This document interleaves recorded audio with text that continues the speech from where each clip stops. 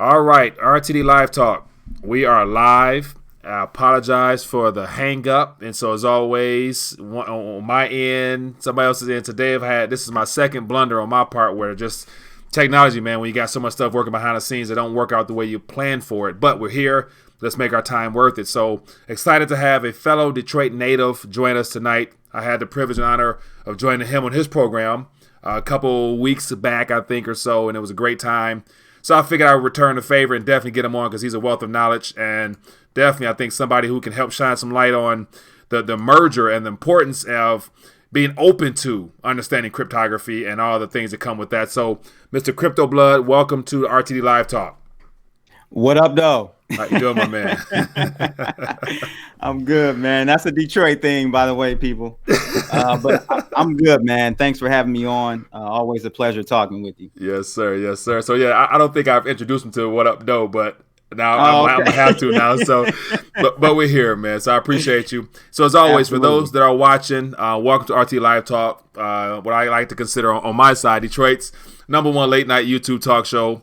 And so today, this is my second interview. The first one got a perspective from someone that's not in favor of the blockchain / cryptography sector. And then tonight I have Mr. Crypto Blood, who's a educator, he's a researcher, he does a lot of great things in the sector. And so one of the people that I wanted to get on and get his perspective. So with that being the case, Crypto Blood, give us a little bit of your background. How'd you get the name Crypto Blood? And what's your avenue into this space? So the name was, I'm not a blood, I'm not a Crip, so don't be scared, people. It just came out of, it's kind of a double entendre, like crypto, blood. So I came up with the name back in 2014. I just set on the name. I wasn't doing anything with it. But I got into cryptos in late 2012, early 13. Man, I was reading a Zero Hedge article late one night. And saw the technology, saw an article on it, and I went out that night, man, and bought my first 5 Bitcoin, and the rest has been history. I bought it, just wanted to make sure it was a legitimate transaction, and then went back and the next day and bought another 5. So that was my introduction to Bitcoin. But the reason why I even thought that the idea was unique and was a game changer back then, when no one ever even heard of it for the most part, people thought it was internet magical money, all types of stuff, was because of my background being a trader and also a programmer. So I have, I'm into finance. I've been trading, FX for over 10 years now. And so just seeing those two things come together, kind of like the fintech model of a new way of doing money, I thought it was revolutionary, and I jumped on it right then and there. So that was kind of my introduction to Bitcoin, was through Zero Hedge. Yeah. Interesting. So that's one thing. Like, so for me personally, with Rethinking the Dollar, it's more so about precious metals. That's kind of how I came into this whole education space, wanting to inform people about the importance of just understanding the historical aspects of money. And so gold and silver has been the primary focus here. And along with that, I've definitely encouraged people to be open to new opportunities, because clearly it looks like we're going to be steered in that direction. So you might as well be receptive towards it. Give me your thoughts on where are we heading right now? Where are we being led into anyway? So I still think it's important to have precious metals. I was a precious metal guy as well up until I found Bitcoin, because I felt like that was basically precious metals 2.0. It was precious metals in a digital age. And so I think the concept, though, behind precious metals resonates with Bitcoin as well. It's a limited supply. Bitcoin being even more limited, because we know there's only 21 million coins. And the Bitcoin is deflationary, so it's a hedge against all of these fiat currencies that we have floating around by these central banks printing on a daily basis. We know what's going on with the repo markets here in the States with the Federal Reserve. Not QE is what we're calling it. But that is problematic, man. And it's going to be expressed in asset classes like digital currencies, like the stock market, like real estate, like the bond market. The prices are going up not because we have a healthy economy, but because the Fed and all central banks around the world are printing money like it's never been printed before, man. Like it's going out of style. You know what I mean? So that's kind of where we're headed. And I think, as you can see, I'm sure you've seen many headlines, Mike. The central banks around the world, they see that this crypto thing is not going anywhere. So, if you can't beat it, what do? You join it. Right. So they're creating their own crypto currencies. Yeah. So they're getting into the space, but that doesn't change the fact that Bitcoin is not controlled by any central entity. So it will still be expressed even against those new cryptocurrencies that these central banks create. So it's a good position to be in. I think you should have physical precious metals, but I think, me personally, not giving financial advice, I would be even more overweighted with cryptocurrencies, simply because the price appreciation of it will be, and that we've already seen that, like returns on crypto. I'll never see the type of returns in precious metals that I do in Bitcoin. Since I got in, I bought Bitcoin at $79. Yeah. So now watch this. So one good thing that I'm curious about, because amongst a lot of other commentators that are out encouraging people and educating people on the space, and it's the whole cryptocurrency adoption push, and so they're telling people to spend them. And so that's one thing I must admit I'm a victim of. Because I never really told my story, but I've bought and sold Bitcoin earlier on just because I was wanting to actually use them. And it's one of the things where I regret having done that, because I actually spent a couple whole Bitcoins, and what I received in return is still a value to me. But if I would have only really continued to hold on and, done something at a later time frame, I'd been much happier. That's a key misconception in this crypto game, and you'll see a lot of people that call themselves crypto experts. Yeah, they miss the point that Bitcoin is not money in the sense of you can use it as money, but it should not be money. It shouldn't be in a person's portfolio. You probably don't want to spend your Bitcoin because it's deflationary. So, meaning over time, that time value thing, it's gonna be worth more in the future, most likely against all of these fiat currencies. Yeah. So you don't want to spend Bitcoin. You want to hedge it and stack it just like you would gold. Yeah. Why would anyone spend gold at the grocery store? It's the same concept. You don't want to spend Bitcoin at the grocery store. You don't want to spend any of these at the grocery store. But that goes. I understand it completely. That's why I never tell people to do that, because I'm thinking like that is not what you want to do. Like, so all the other products and services out there that I've come across or have approached me about spending gold and swiping your card to spend gold, I'm like, no, you don't spend that. Like, Gretchen's law, you spend what's going to be plentiful, and national currencies are going to be plentiful. And so that goes against the narrative of the mass adoption or not, because you want people to go out and buy. But a lot of people don't know the importance of holding on to it, so they'll probably end up spending it. And then you have other altcoins or whatnot. So how do you increase adoption if people aren't able to actually spend them and use them in actual day-to-day transactions? There's a space for that. There's a place for coins that are inflationary, and there are many out there in the crypto game that are inflationary. So you want to go look for coins that are inflationary. One being the primary one, and I've been saying this on my channel since the stable coin market really took off. Tether's been there pretty much since I've been in crypto, and probably before, I think, maybe around the same time. But Tether is one, but the proliferation of stable coins came about, I would say, late 2017 going into really 2018. You started to see multiple stable coins hit the market. That's what you want to spend. If mass adoption looks like, and I know people don't want to hear this, but I keep it real on my channel. Mass adoption of cryptocurrencies is the everyday person using a stable coin at Starbucks, at McDonald's, or at the mall or whatever, they will use stable coins for purchases. Yeah.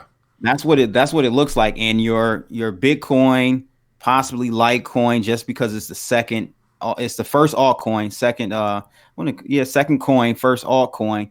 People are going to stash those coins, and maybe you liquidate a little bit here and there when you need it, just like you would gold. But primarily, people will most likely use stable coins on a day-to-day basis, Mike. Now with stable coins, they're labeled stable, but they're denominated in the Federal Reserve note primarily, and then they're issued by institutions that are not operating in the best interest of the people. So it's that, like, okay, why are they getting in? Because they clearly see profit. So it's not going to be a win-win for the consumer itself. So will stable coins become the primary issuance of, you think, of like the too big to fail banks and possibly even national governments, and to where they're going to say eventually you can't use your decentralized coins. You have to use stable coins, or it's going to be against the law type of thing. Well, yeah, I mean, we got to kind of segment or separate stable coins into two categories. One being, like publicly or private. When I say private, I mean private sector issued coins, stable coins, like your Gemini dollar. You've got USDC, which is, I think, what is that? Not Coinbase. I forgot the other. Circle. Circle issues USDC.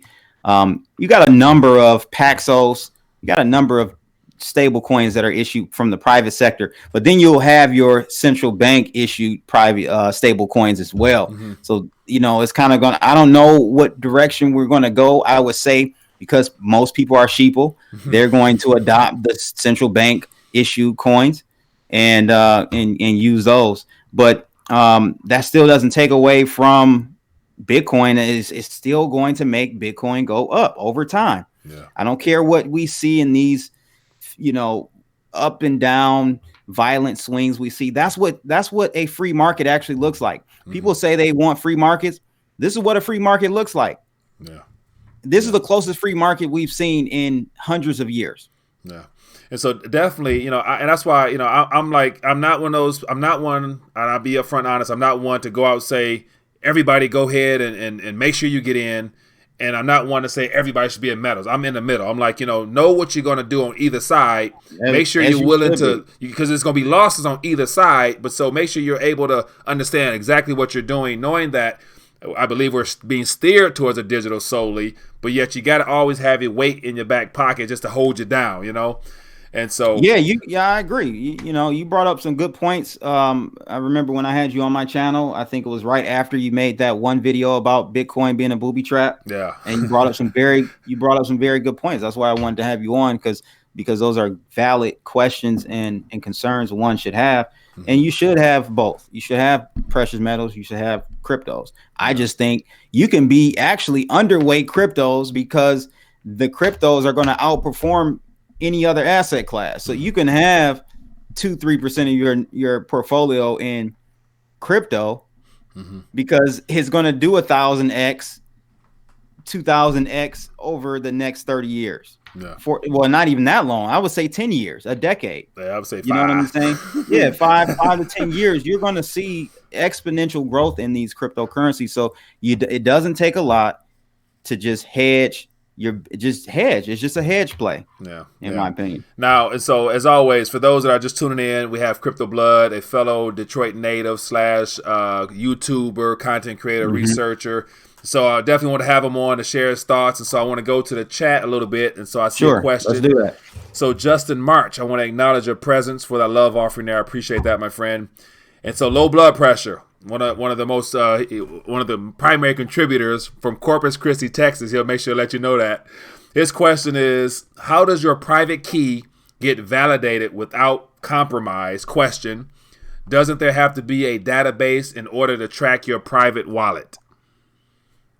I'm not too sure if I understand his question about private keys being validated. I'm not too sure Yeah, so I can speak on behalf of low blood pressure. He's not a crypto enthusiast, so that question could kind of be worded to. Sure. No, that's cool. That's cool. But okay, just say I'll decode this if I can. Low blood pressure. Let me know if I'm wrong, or actually call in and break it down for us a different way. But yeah, call in low blood pressure. So the private key aspect is what you need in order to get claims to your funds on the blockchain. How does that work in regards to, can you use different wallets to do that? Or say if your wallet goes out. So give us the rundown on that. So in cryptocurrencies, you have two keys. You have a public key, which is the address that you all, like that's your wallet address that people typically think of, right? That's your public key. Then you have your private key, right? Your private key you never give out. That should stay private and secure. It's through SHA-256 and that algorithm that gives it that ability to say, without one knowing the other, match those two up to say, okay, you have access to this ledger on the blockchain. So the funds, and that's another misconception many people have. They think that even if you have the Bitcoin in your hardware wallet or something like that, you don't the coins aren't actually on that wallet. It's just it's in the ledger that everyone shares around the world, and it's that slot that says your public key slot here, and then you have your private key that is allowed to access the funds in there and move them out, if that makes sense. So it's very secure. It's been going for 10 plus years now. No one's been able to hack it. Will someone be able to hack it in the future? Of course, there's always a possibility for anything. There's nothing 100%, but the probability of that is so low that's what creates the value of these cryptocurrencies, because people aren't able to hack them. Yeah. Now, let me just throw a question at you. And this is one of my confessions of a Bitcoin skeptic, questions that I always come back to because it's of concern to me, because anything that has an origin or a creator itself, that creator had something intended in their mind. And if, of course, it's their product that they spun out to us. So Satoshi Nakamoto, whoever that is, whether they're still alive or whatever, I don't know if it was a protocol that was completed a decade ago or was sitting on a database 30 years ago waiting to be rolled out at this particular time. Who knows? I don't know. Is that something as an investor, as an enthusiast, that you actually are conscious of, considering the fact that whoever that person is that created that, they also probably have the smarts and the know-how on how to somehow, some way alter if need be, even though whatever. I don't know. They created it because it's their baby. Can they alter it or do something to it? No, and the reason is because it's open source, Mike. So the source code for Bitcoin, the QT, it's there. The source code is there for everyone to see, every line of code that is in this protocol.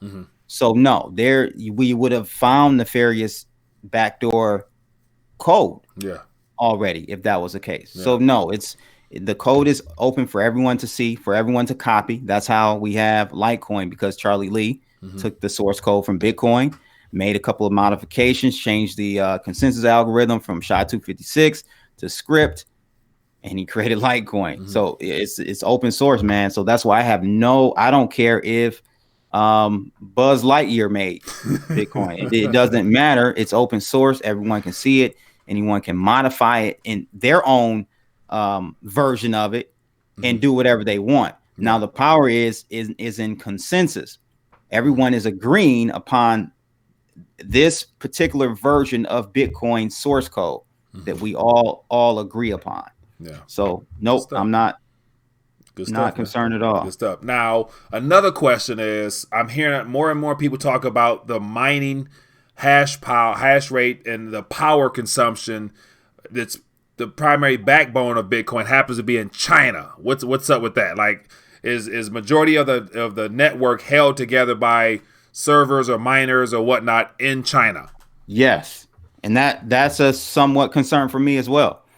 But that's not a deal breaker, simply because, let's say China decides to do, because there are, I think, 3 entities that control 51% of the hash power of Bitcoin that are supposedly in China.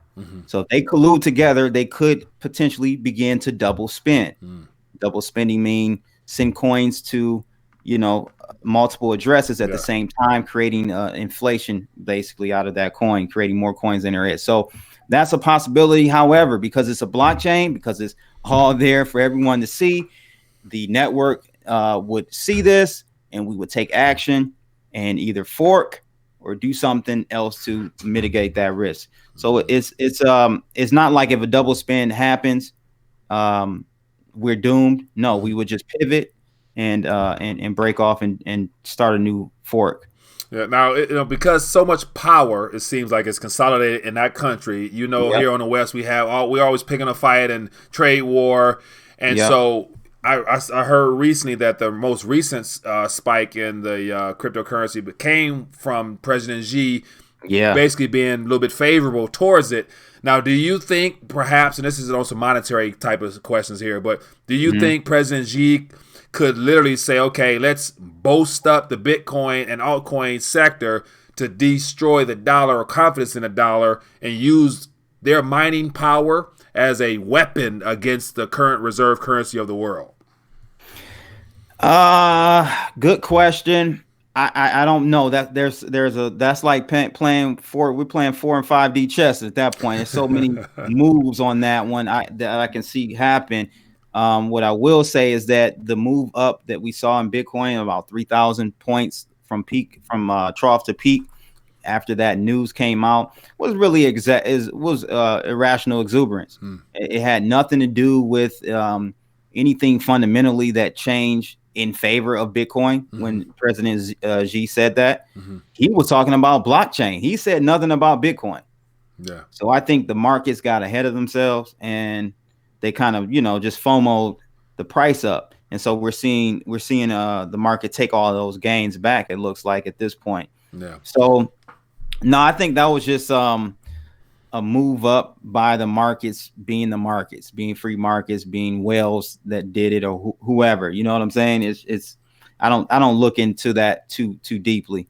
No. I think China will and they are developing their own cryptocurrency. What that looks like, I don't know. I mean, I would think it would be something that was inflationary, because that's what they love to do. They love to have control over monetary systems that they can increase supply when they want to or decrease supply when they want to. Again, that harkens back to the fact that Bitcoin is superior and will be across all those categories. Now, so when it comes to the whole national currency, cryptocurrencies being introduced, so we got Tunisia, we got Russia coming out of the coin, we got the Euro coin being talked about, and so what I've kind of deduced it down is to the fact that those nations talking about cryptocurrency, they're using the lingo, they're using the hype right now on the sector. But all they're doing is basically that they're going to remove the paper out of their circulation and only give people the option to use what's already digital currency in their circulation. Exactly. It makes no sense at all. Like, and that's how like they don't fully. Maybe they do understand, but they don't see the power shifting. From the central banks to the people. Really. You know what I'm saying? So. It makes no sense. Like them making a digital or crypto version of the US dollar is absolutely retarded, man. It doesn't make sense. We already have most of the supply of our money is digital. So it's already digital. Now watch this. What's going to be unique is that once paper is removed, or they're going to pass some policy that will discourage people from using paper.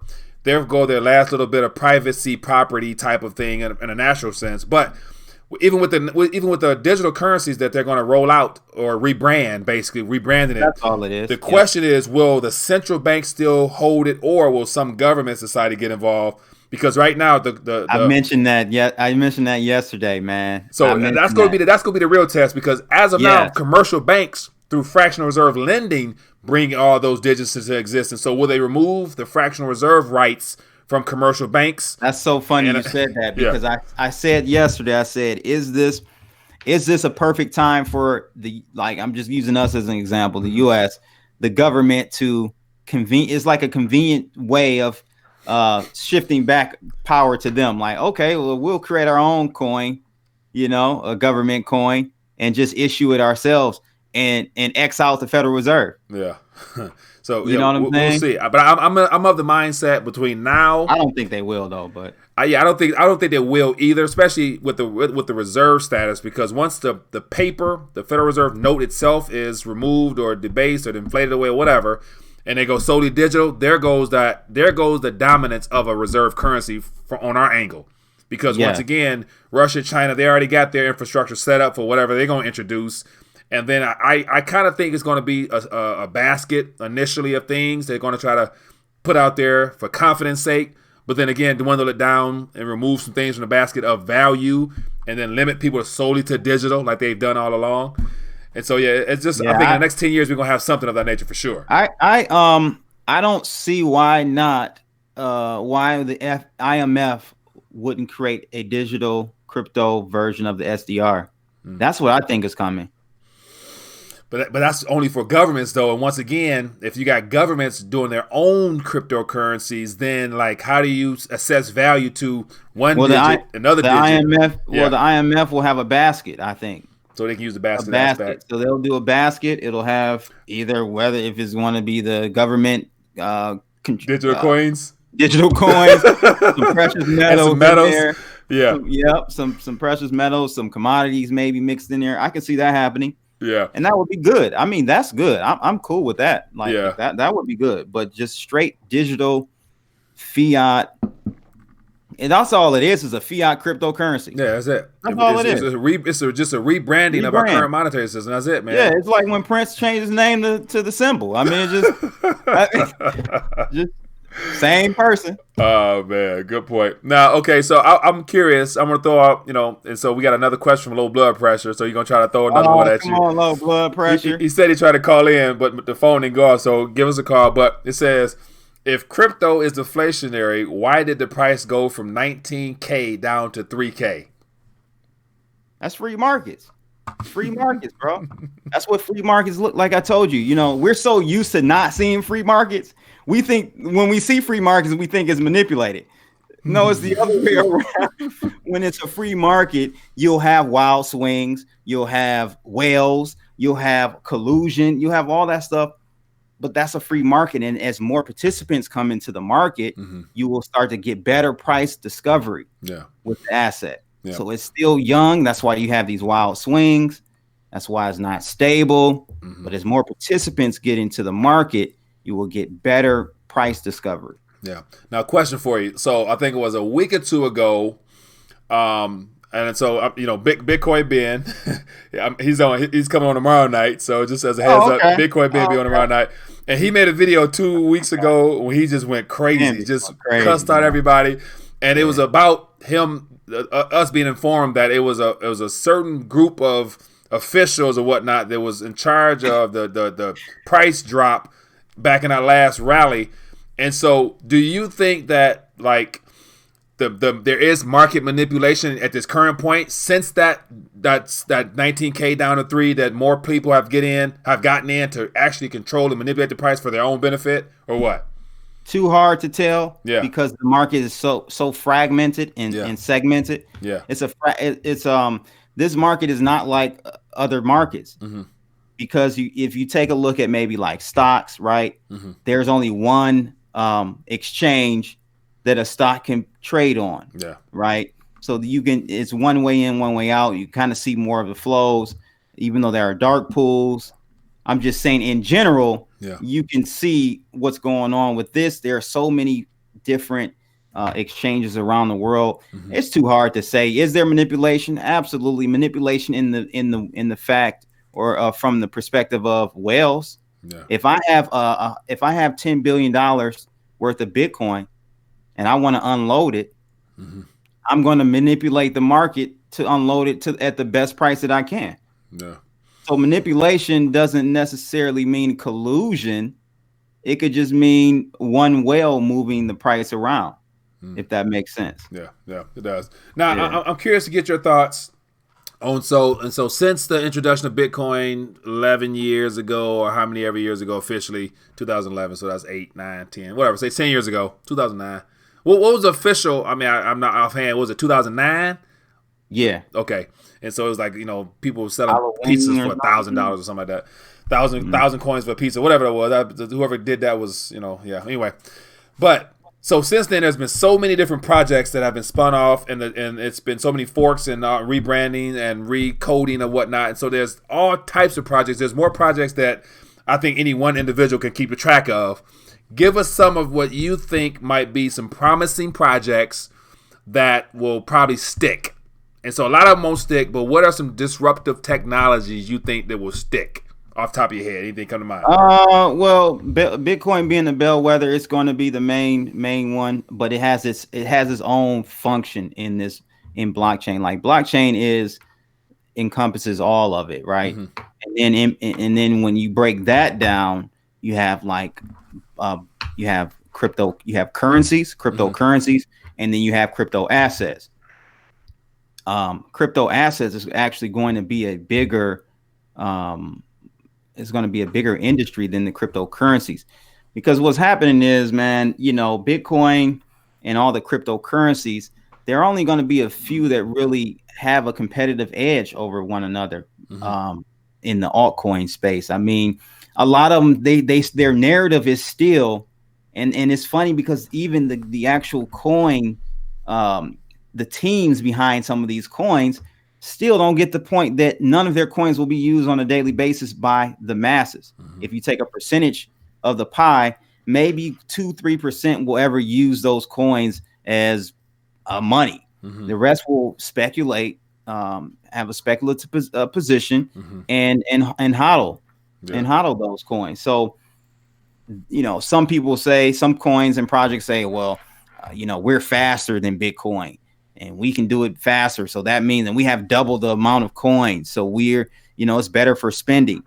That doesn't matter. I mean, at the end of the day, if there's a limited supply of something, mm-hmm. inherently over time, the market is going to place future value on that coin. Yeah. You get what I'm saying? Yeah, it's not something you're going to just spend on a daily basis. So a lot of the coins, cryptocurrencies, I think are going to go away, or if they don't go away, it's going to be very low volume. Mm-hmm.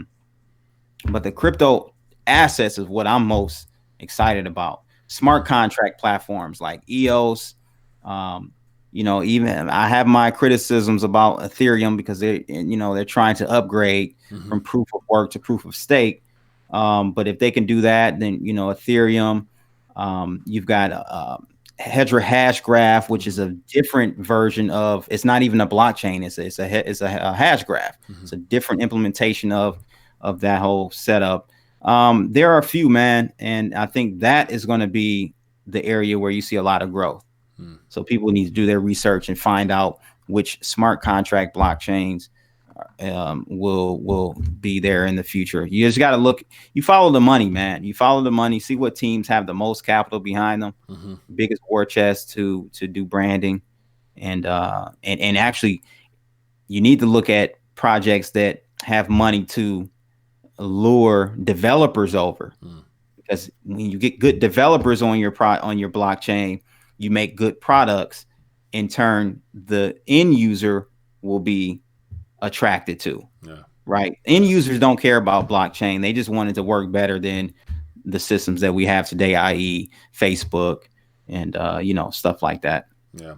Now, give me some, as far as social media is under attack right now. YouTube's about to change some things, which is going to impact those that have a somewhat of a contrary message to the mainstream narrative.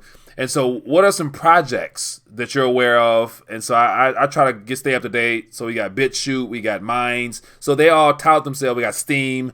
So they all tout themselves as using either the privacy feature or the blockchain itself, or in some capacity, to store stuff, to make it decentralized. What are some good projects you think that could possibly help other people, or might eventually, give YouTube a run for its money? I don't see any yet. I don't see any yet. Just being honest with you, BitChute, all of those projects are cool. I've used BitChute, mm-hmm. for a while. I don't know if you have. I've used Steam. I use Steam it still. Yeah. I post on there, but I'm sure you see, it's very flawed. The issue here, man, and what I've been realizing over the past 7 years being in this blockchain game is that initially, most of us thought that decentralization was the second coming of Christ. It was what we all were missing. It was the solution to everything.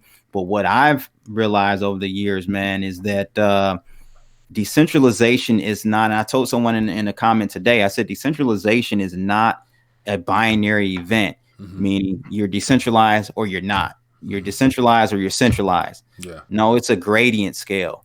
So there's a gradient scale between centralization and decentralization, and both ends is not the right solution. It's not. You can't be fully decentralized, because if you are, then you're going to have people putting all types of offensive things on these networks, pedophilia, porn, all types of stuff. Yeah. If they can put it up there, you can't touch and it. No one can police them. Yeah.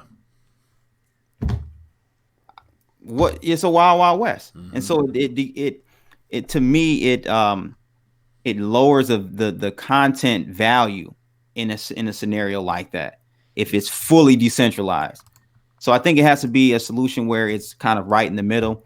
I know Block One, which is who created EOS or EOS.io, the decentralized operating system. They're working on voice.com. You can go check that out when you have a chance. They're not rolled out yet. I still have some concerns with that project because it looks like they're going to require everyone to do KYC. KYC. Yeah, I saw that. So it's like, what's the point? I understand, because that basically what they're doing is one for one. So one account for one person. Yeah. Will there be some loopholes? Of course, but it will, for the most part, mitigate any double accounts, triple accounts, or whatnot. I understand, and so that's what I mean, man. It's just like we're just learning as we go. It's just, it can't be fully decentralized. It can't be fully centralized. Yeah, I don't think that initial claim of just making it so that there's only one account is where it's going to stop. Because I think, as far as with the whole KYC aspect, as far as the whole protocol, whatever, I checked into it, but I'm thinking once I saw that you have to sign up, register, and give all your information, bare minimum, but yet they know who you are. Right. And so it's like once they know who you are, then that right there, it puts them in a favorable position, so that if they're ever in trouble or whatever, they can always say, okay, it wasn't, we're just a server. Right. They are the ones that put that go get them. Yep, exactly. And so that's an issue where I'm like, that is an issue with me too. Yeah. But at the end of the day, how do you I don't think we've come up with a solution yet that's doable, where it's kind of in the middle, where it's some self-policing going on, some self-governance. We're just not there yet. I don't know if we'll ever get there. You know, maybe that's a pipe dream. I don't know. All right. But at this point, nope. All right. So once again, there's a lot of enthusiastic XRP fans out there, and so in this chat right now, and so I've shared my thoughts on it for quite some time now, and so it's one of them things where I'll let you share yours, but. I just labeled it. It's a banker coins for the banks that's set up to get you geeked, but it ain't for you. So that's my typical stance. So you can take advantage of it, of course, but you're supporting the very same thing you're running from. But what's your 2 cents on Ripple and XRP and as an entity as well as the coin itself? My 2 satoshis on that is the same as yours. It's nonsense. It's a banker's coin. They're actually pimping the people who hold those tokens, because they don't realize, the holders of XRP don't realize that XRP is liquidating those coins on a monthly basis. And guess what they're doing? They're going out buying real assets. They're buying companies. They're buying, this company. They're doing an acquisition with this company. They're doing a transfer of wealth from the token holders to themselves, and they're they're investors, because they have a lot of VCs behind it. I remember when Ripple, back when I was doing my tech startup, I was in New York, and there was a this flyer. We were at some VC office, and and it had like Ripple in the middle and had all these VCs around it, basically showing who was invested in them. So it's at the end of the day, Ripple is going to need an exit. They're going to have to come to a profitability marker for their investors. So that's what they're going to do. They're going to acquire companies, and I'm not saying Ripple won't succeed. They absolutely will, I think. But will the end user, the token holder, benefit? Not one bit. Yeah. Not one bit. Yeah. So Tony Blaylock says, Mike, talk about Hex, and so I'm assuming Hex. Give me a HEX. So is that that's not hash graph? Is it? What is Hex? Do you know offhand what that is? I think I've heard of Hex. I don't mess with Hex at all. I've heard of it, no, but I haven't. I mean, I'm curious as to what it is myself. Okay, I typed in Hex and Hex Cash came up, so I'm not familiar with it myself. So let me see. And another people always query me. Hey, CB, what do you think about this coin? What do you think about that coin? What do you think about it? It doesn't matter how great the technology is. That's not what's going to dictate success with any technology. If you go look at like you take the what do you call it? The DVD versus what was the Blu-ray. beta? Beta and Blu-ray. Beta, yeah, whatever, right? The other one was actually better. But I forgot why DVD or whatever ended up winning. So it doesn't necessarily mean the superior technology is the one that wins. It's more so about who's behind it, what kind of marketing dollars they have behind it, and who hits critical mass first. Yeah. And so most of these coins, they are better. They're better than Bitcoin. They're better than Litecoin. They're better than all of these, top 10 coins, many of them. But that doesn't really matter. Yeah. Now, I'm curious to get your thoughts on two issues that needs to be addressed, which we're in, I believe, starting at 2020 is going to really become something that people will want to talk about even more so. And it's privacy, because as I did a video about the Bitcoin skeptic with chain analysis and other companies out there that are being funded and supported by governments around the globe, as well as all types of exchanges are kind of forced to use their services, that limits your ability to move unless you have to go out of your way to make sure you decide to want to shuffle or whatnot. So what are your thoughts on privacy? Will privacy become something people demand and want when it comes to the crypto sector? Or will people say, I don't have nothing to hide, I don't mind people knowing what I have, or what? Oh, man. I want so bad to be an optimistic person, but I'm a realist, man. And privacy is so important, and that's the whole point of cryptocurrencies. That was the initial point of it, that it was anonymous, and then it went from anonymous to kind of more pseudonymous. And now with chain analysis, it's pretty much just wide open. They know who you are if you don't know what exactly to do and mixing your coins and all that stuff. And even that is, you still stand a chance of being tracked somewhat. But yeah, privacy coins are very important. However, the masses won't appreciate them. They won't appreciate them because, and I talked about this in my video today regarding Litecoin, they're implementing Mimblewimble, which is a privacy protocol. And I like it actually, because Mimblewimble is used by a token called Grin and a token called Beam. Those two tokens are privacy tokens that use Mimblewimble. Very good privacy coins. But, people were kind of attacking Charlie Lee for looking or kind of entertaining the idea of, implementing Mimblewimble because they were concerned about exchanges delisting them. Yeah. See, and that's what the issue is with this industry already. It's already to the point where people are so focused on making money, they're going to do the exact same thing that happened in the last system. They're going to compromise privacy. Privacy does not mean you're doing something nefarious or illegal. No, I want to be private, and I should have the right to do that. So I think, though, governments will kind of pushed those privacy coins to the side. A lot of them have been delisted from major exchanges, and I think that will continue to happen. And you'll be looked at like as a criminal if you have privacy coins, so on and so forth. So yeah, fair enough. Yeah, so I agree. So it's one of the things where, like right now, there's so much gray area because the governments are deliberately stand out on the sideline because they know. I believe the United States government knows that they need to at least keep this doorway open so the public has a way of getting out as everything around them crumbles. And so I believe they're kind of supporting the adoption aspect in a sense because they have plans to steer us in one direction so that everyone doesn't lose completely everything. Like if the computers, all the banks shut off, whatever, people will lose everything.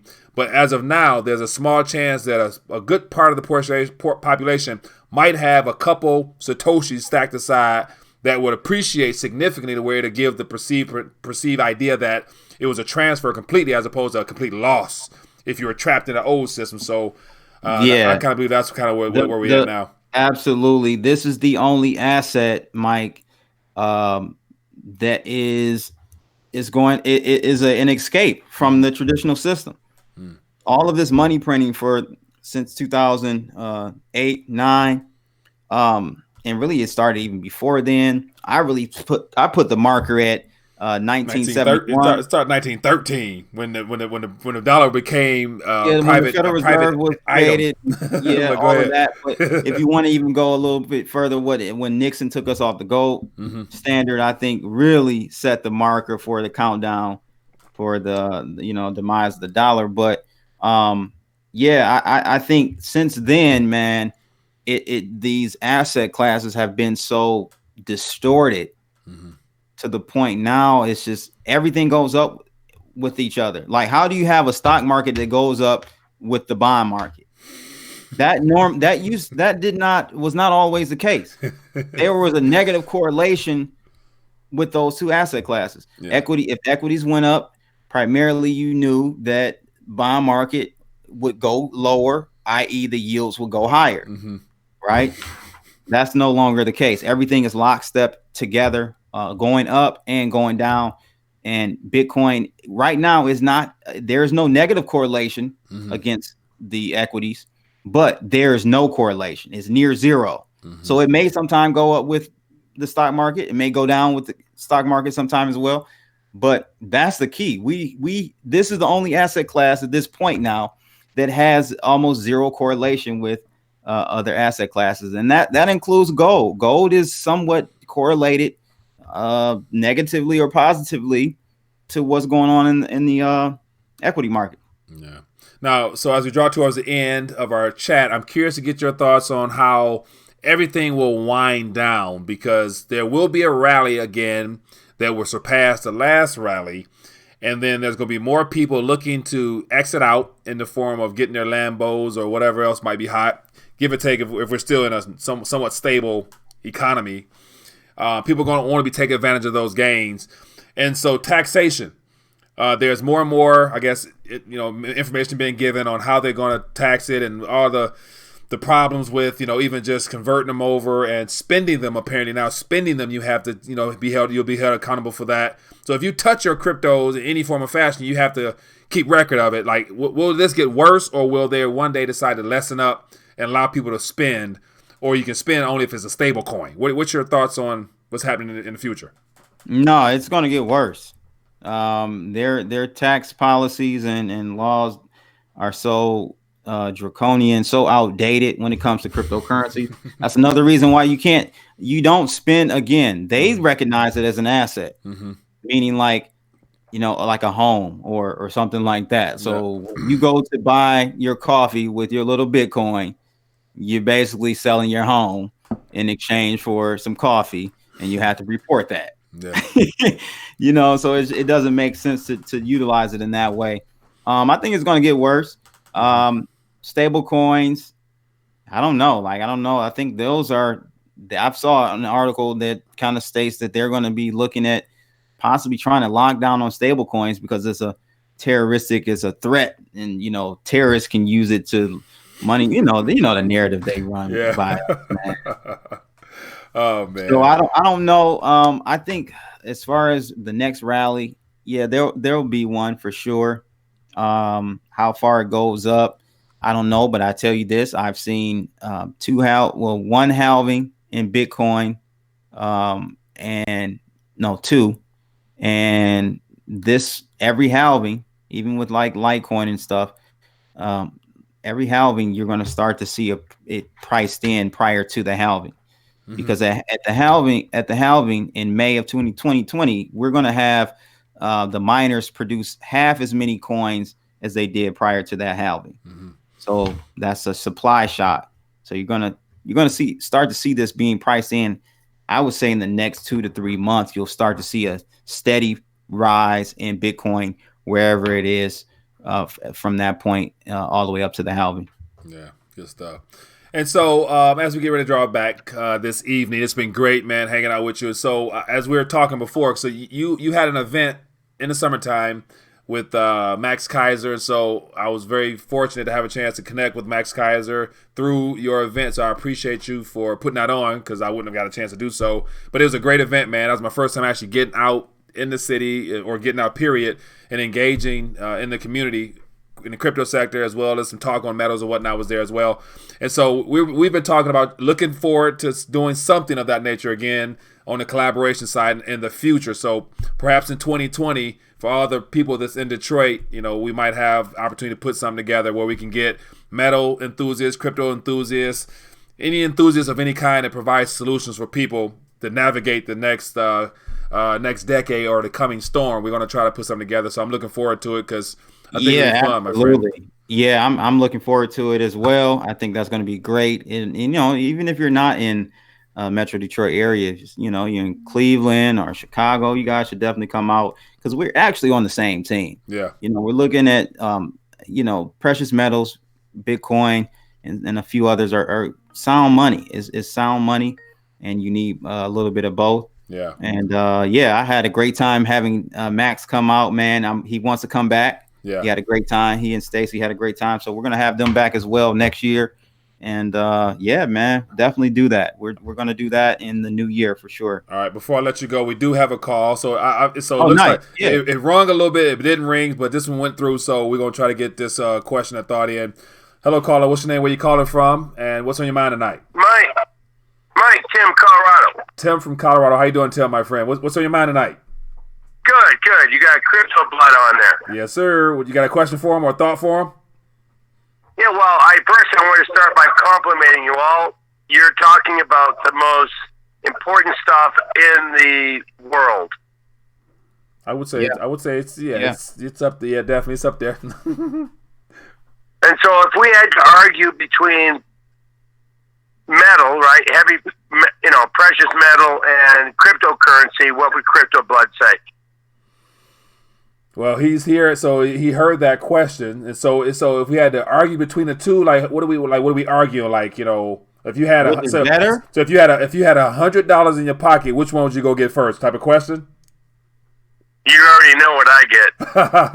So because Tim, he loves to throw curveballs out there. So that was an attempt for a curveball. So your followers be trying to set people up, man. It's just because it's crypto related. That's why they're having fun with it. I personally would buy crypto. You guys are talking about the most serious stuff in the world. Yeah. That's occurring right now. Yeah. And everything else is just a symptom. Yeah. And so. Good point. This crypto is kicking ass. You guys are kicking ass. You keep it up, okay? Appreciate it, Tim. I'm gonna let him answer that question. I readjust it for him. So I'll let him answer okay, great. All right, be good, man. Okay, you too. Right. Yeah, I mean, if I had to pick, I would pick cryptos, but if I could, I would split it up. Yeah. Split it up. I wouldn't buy, I would buy a little, maybe $20 worth of precious metals and $80 worth of crypto. Now, to go even further, can I put you on the spot and say, okay, with that 100, what would you get specifically? Do you feel comfortable sharing that or no? If you don't, you don't. But you know what I'm saying? Is there anything out there for sure you got to get? So you'll get you one round for 20, and then $80 on what? Some Satoshis? Man, come on, my man from Colorado. That's $100. You know, $100 ain't worth nothing nowadays. Just by the time when you got off the phone, it was worth less. Just that quickly. Man, I can't really buy too much with that. Yeah. Bitcoin. Just buy some Bitcoin and just forget about it. You know, that's my thing. Just buy as a protection, as a protection hedge against these Federal Reserve gangsters out here. They're the real. Yeah, definitely. Oh man, well, hey man, Crypto Blood, has been great to have you on the show. Definitely looking forward to doing it again and doing it at a better, at a different level, live streaming somewhere, hopefully in the city of Detroit. So we didn't get a chance to talk about Detroit in the way that I wanted to, but we've had to save it for another day. And any last thoughts you want to leave us with? Can you point people back to your direction, your social media, so they can find out? Yeah, man. So my site, cryptoblood.io.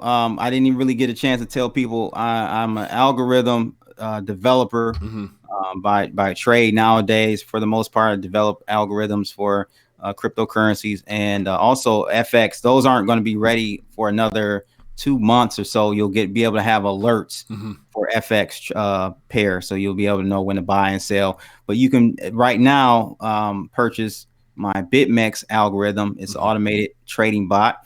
All the information is there on the site as far as its performance. It's all transparent, up 110% since November of 2018. So check me out, cryptoblood.io. You can check me out on Twitter at cryptoblood_, and on YouTube at cryptoblood. Sounds good, man. So once again, it's been great hanging out, and I've enjoyed the back and forth, man. And so with that being the case, so low blood pressure, I've been screening calls. No, low blood pressure, literally, I missed your call. So you know I never do that to you, my man. So literally, like, calls, it would show I miss a lot and some didn't come through, some did. Tell them to call in real quick, man. So yeah, low blood pressure, call in real quick, and if I see it go off, I definitely gonna answer it. And I should have your number saved in here, but I don't. But give me a call real quick. You gotta say it on the high blood pressure. So with that being the case, I'll wait for a second. Let's talk about Detroit, man. Let's talk about Detroit. Sounds good. So yeah, as I mentioned to you before we got on, is that, you know, somebody forwarded me a video about somebody driving through what looks like, I don't know the area. I want to say it was like over near Tuxedo and like Linwood area, somewhere in that side. So it was bad. So he actually went to go find that. Asked someone, take me to the worst area in the city. Exactly. So it was on some like, man, like and apart from the video I did in the area I grew up in, man, you know, my goal is not to push down my city, but just say that, you know, I think there's still life in the city. There's opportunity there for those that know and can do something with it. But I didn't take that so well. My man just, you know, not from Detroit, came through, filmed the worst of the worst, and then got a lot of views off of it. So people thinking like, man, Detroit, I'm not going to Detroit because it's really that bad. Give people a real scoop on the portions of Detroit. What's hot, what's not, where should you go, where not should you go. Get laid out for us. Man, listen, I spent the first 13, 14 years of my life in the city. I've seen violence, of course, but it's not. I think we're definitely painted in a bad light, man, and it's very sad. And it's been like that really since, the 90s. Yeah, you know, I will go out of town to family reunions and stuff like that.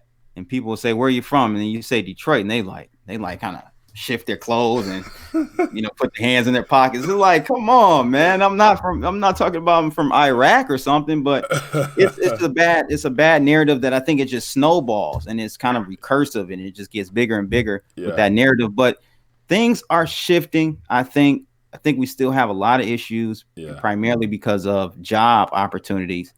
That was the biggest hit for us.